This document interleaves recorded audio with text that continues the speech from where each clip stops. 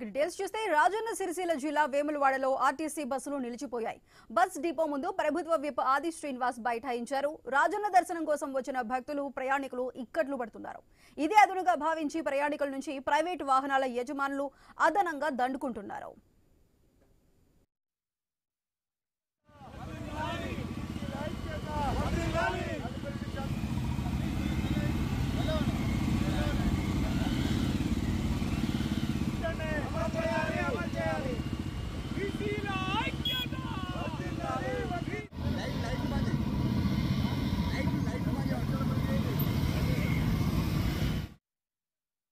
రాజన్న సిరిసిల్ల జిల్లా వేములవాడలో ఆర్టీసీ బస్సులు నిలిచిపోయాయి. బస్ డిపో ముందు ప్రభుత్వ విప్ ఆది శ్రీనివాస్ బైఠాయించారు. రాజన్న దర్శనం కోసం వచ్చిన భక్తులు ప్రయాణికులు ఇక్కట్లు పడుతున్నారు. ఇదే అదునుగా భావించి ప్రయాణికుల నుంచి ప్రైవేటు వాహనాల యజమానులు అదనంగా దండుకుంటున్నారు.